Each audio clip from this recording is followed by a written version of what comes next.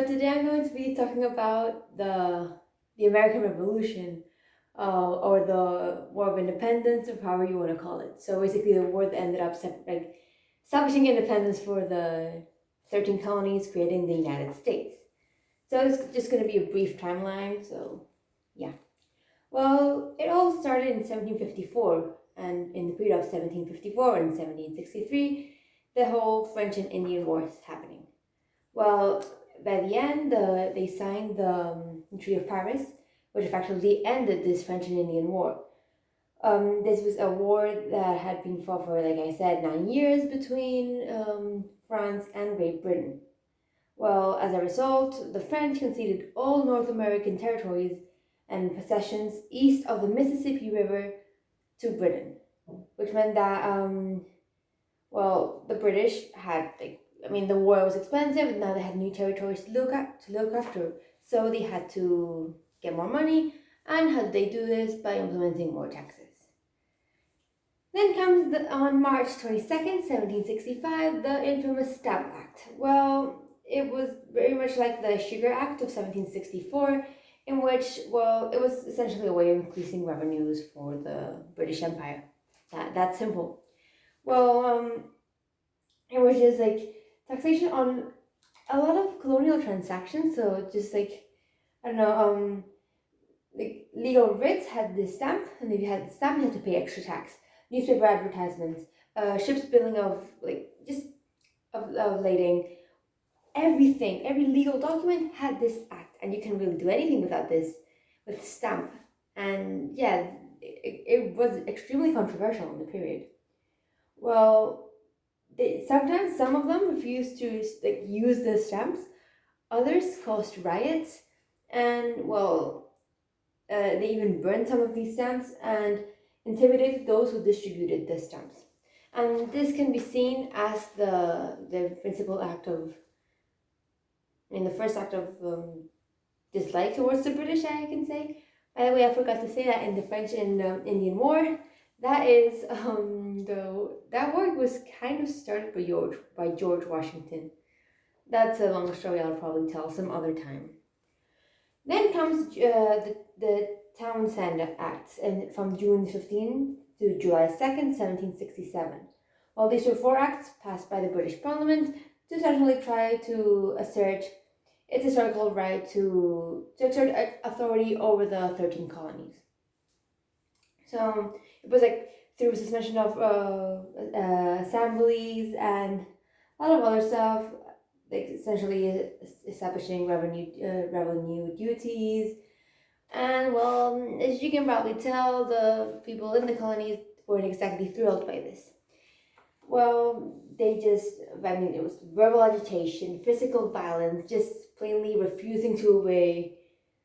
And even openly doing acts of hostility on British agents who just, especially in Boston, who just were there.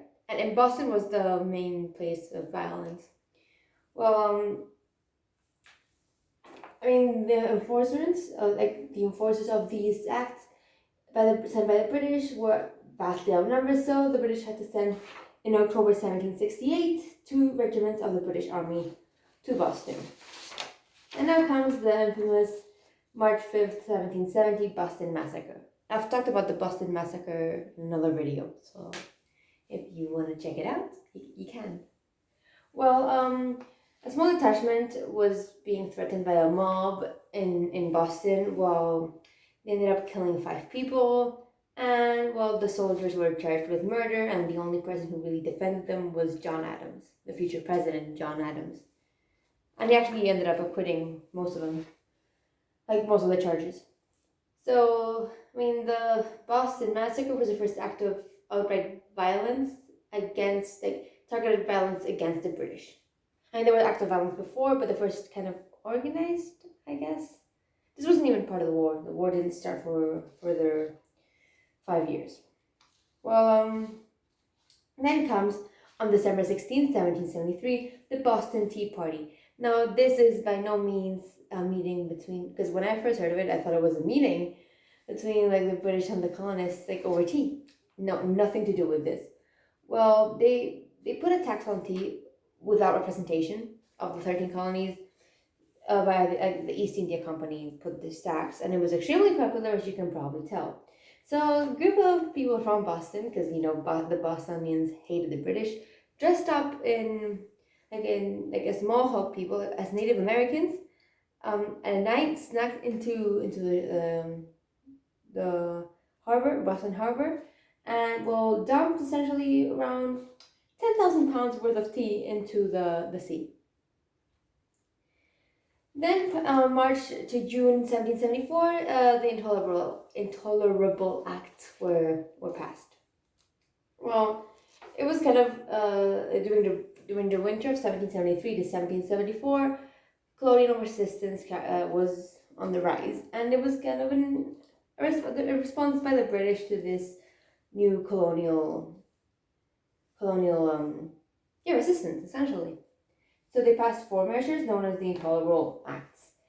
They were for obviously the Boston Port Act, the Massachusetts Government Act, the Administration of Justice Act, and the Quartering Act. Well, they had two options, do what I'm going to explain, or isolate the people from Massachusetts. Um, um, I'm sorry, no, I got confused there. So, they could have handled it better, obviously, and they did target the whole colonies as a whole. Because, okay, yes, they had two options: either just target people from Massachusetts, from Boston, or target the whole, the 13 colonies. And they did. They did the second option, targeting 13 colonies. This meant that they could, the colonies, in response, as a form of opposition, could form the First Continental Congress, which would convene in 1774. So, September 5th, 1774, the First Continental Congress convenes. Well, it was essentially, like I said, a response to these intolerable acts. Well, it convened in Philadelphia, and there were 56 delegates from all of the colonies except Georgia, for some reason, which I knew what it was, but I had forgotten. There is a reason. It's not because they didn't want to be there. They had a reason. Then, a few months later, on March 23rd, 1775, Patrick Henry gave this famous "Give me liberty or give me death" speech. Well, people thought that this war with Great Britain that hadn't happened yet was gonna happen. There were increased acts of violence towards the British. The British were, in response, implementing harsher policies, which resulted in more violence, and they just knew that war was gonna come at some point.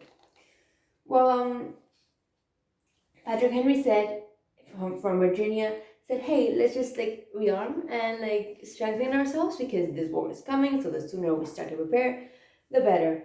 And well, he trying to get the militia to get excited to fight the British. And in a speech in Richmond, he did say, I know not what course others may take, but as for me, give me liberty or give me death.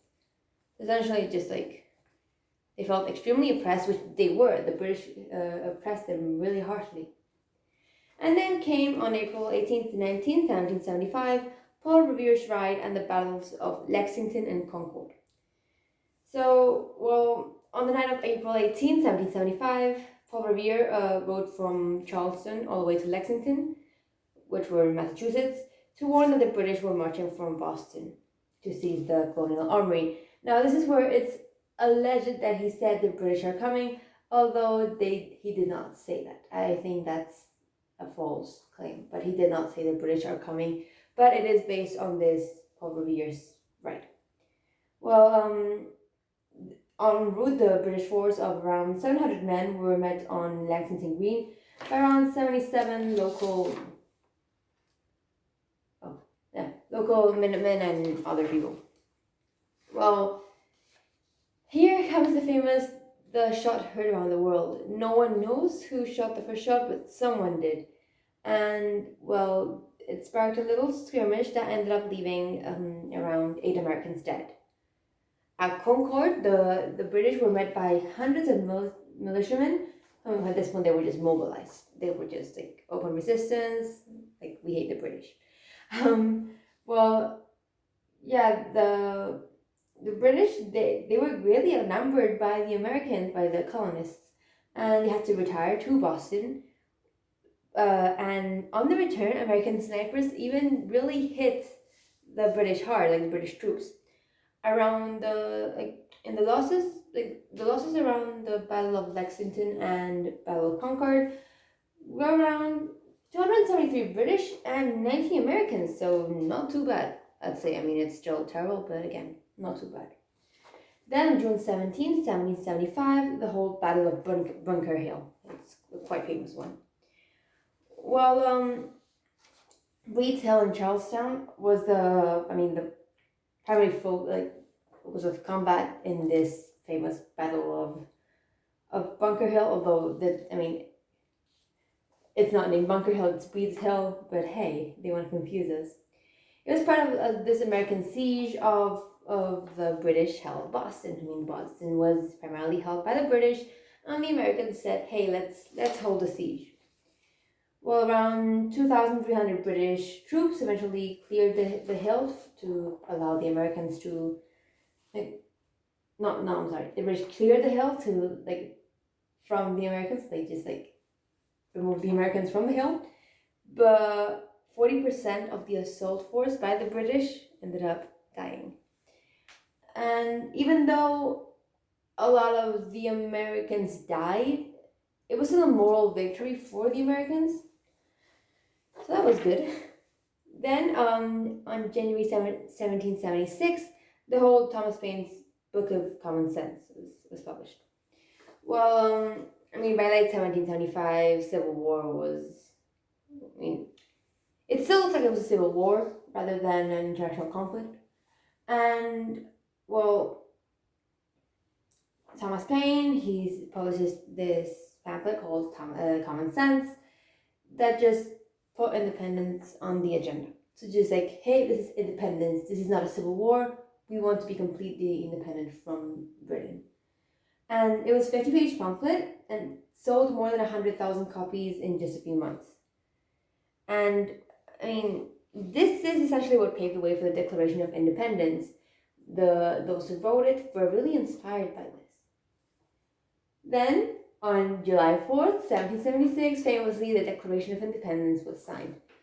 The Congress met, the Continental Congress met, and they, not Continental Congress, Continental Congress, what am I saying? Yeah, Continental Congress. And they met to try and see how they could form their own governments. And the Declaration of Independence was written up mainly by Thomas Jefferson from Virginia. And it was revised. Well, and then it was voted for on July 2nd, 1776. And I think it was, I don't remember who said it, but someone said July 2nd will always be remembered as Independence Day. But then the actual declaration was signed on July 4th. So hence July 4th being the day of American independence. Then comes on September 22nd, 1776. Nathan Hale is executed. Well, the day before, September 21st, he had perpetrated British lands on Long Island to get information. Nathan Hale was eventually captured and he was hanged for treason on the next day. And he famously said his last words, I only regret that I have but one life to lose for my country. Extremely patriotic. Then comes the famous, Washington crossing the Delaware from December 25th to December 26th of 1776. 1776 was an important year for the colonies. Well, he was forced to abandon New York City and go across New Jersey by the British who were chasing him. And the Continental Army was on Christmas night stuck by the Delaware River. Now they knew that the British weren't exactly prepared for any attack on Christmas, so they crossed the Delaware River and surprised this Hessian garrison at Trenton at dawn. And they even took quite a few prisoners, around 900, which is kind of impressive. And then shortly after, January 3rd, 1777, they won the whole Battle of Princeton. And, well, it was kind of looking bad for the Americans, but this kept improved morale quite significantly. And, well, it did encourage people to put faith in George Washington. And, without this crossing the Delaware, the war would not have been won.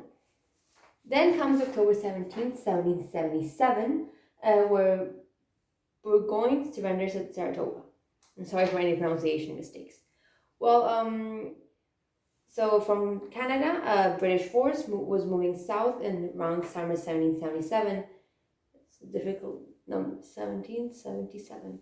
And, John Burgoyne, he captured Fort Ticonderoga on July 5th, but then lost at Bennington, Vermont on August 16th. And he also lost in Berners Heights in New York on October 7th. Well, his forces were depleted, and Burgoyne ended up surrendering to the Americans at Saratoga. Then from December 19th, 1777 to June 19th, 1778, Washington winters at Valley Forge. Well, he had failed in a couple of battles, notably the Battle of Brandywine and the Battle of Germantown. And, well, Washington and 11,000 members of the Continental Army took up winters at Valley Forge, which was around 22 miles northwest of Philadelphia, which was occupied by the British. Philadelphia was, by the way, where they had signed the Declaration of Independence. The American ranks were depleted by disease, horrible conditions. It was horrible, and it was cold, people were starving. I don't know how they did it. Well, they managed to, during this winter, reorganize, and they were now disciplined and efficient. It was just like the sudden change that also contributed to them winning the war. Then on February 6, 1778, the United States, the 13 colonies, who by now they were the United States, allied with France. The French had been giving the colonies aid from 1776, kind of secretly, but then they signed the Treaty of Amity and Commerce and the Treaty of Alliance. And, well, this new Franco-American alliance was formed. Well, they began sending fleets and armies to fight against the British, but they did not openly declare war against the British until June 1778. Then, over a year later, on September 23rd, 1779, John Paul Jones, he said, "I have not yet begun to fight." So the U.S. battleship, the Bonhomme Richard, was getting the worst of its battle with the British vessel HMS Serapis of Flambeau Head, England. American commander John Paul Jones, he said, "Yeah, I'm not even going to surrender because I have not yet started to fight." He ultimately triumphed. He lost the ship, but he was successful, which is really, really impressive if you think about it. Then comes September 1780, in which here infamously Benedict Arnold, he turns a traitor. He had fought quite valiantly in several battles, but he ended up conspiring with the British to surrender West Point, New York. That he was the commander of this point. Sorry. John Andre, a British Army officer with whom Arnold had been conducting negotiations with, he was hanged because he was captured and he was found to be a spy, and the whole plot was revealed. Arnold had to flee and ended up taking sanctuary with the British. Then on March 1st, 1781, the Articles of Confederation are ratified. Well, this was a plan of government organization that set up a little bridge between the government structure set up by the Continental Congress to what would become the eventual American government, which was then solidified in the 1787 U.S. Constitution. And these articles were written in 1776 to 1777, and they were adopted by Congress on November 15th, 1777, but they were only fully ratified by the states, like I said, on March 1st, 1781. Then comes from September to October 1781, the famous siege of Yorktown. Well, in North Carolina, the Americans won a costly victory at Guilford Courthouse on March 15th. And then Lord Cornwallis, he entered Virginia to join other British forces there. And they set up base in Yorktown, famously. Well, Washington's army, and a force by the Count of Rochambeau, they placed Yorktown under siege. And Cornwallis ended up surrendering his army of around 7,000 men on October 19th, 1781. Then, lastly, the last thing I'm going to say, on September 3rd, 1783, the Treaty of Paris was signed, effectively ending this War of Independence. Well, after the siege of Yorktown, the huge land battles in American soil they died out. They weren't as common. The fighting did continue, mainly at sea, and Spain and the Netherlands came to America's aid, fighting against the British. Well, this new preliminary Anglo-American treaty was signed in 1782. It was a peace treaty, which was then this was a preliminary treaty, which would then be included in the Treaty of Paris of 1783. And the terms were that, okay, fine, we recognize your independence, with the boundaries they said were actually quite generous, including the territories east of including the Mississippi River on the west, and ended up ceding East and West Florida to Spain, so not to the colonies, but to Spain. And, they did keep Canada, but they did give a lot of territories away. And that is a brief overview of the American Revolution.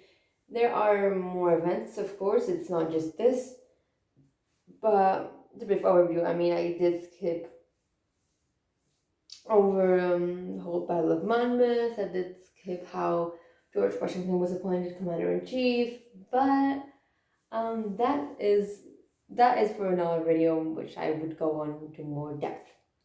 So yeah, that's pretty much it. I hope you like it, and yeah, thank you for watching. Bye.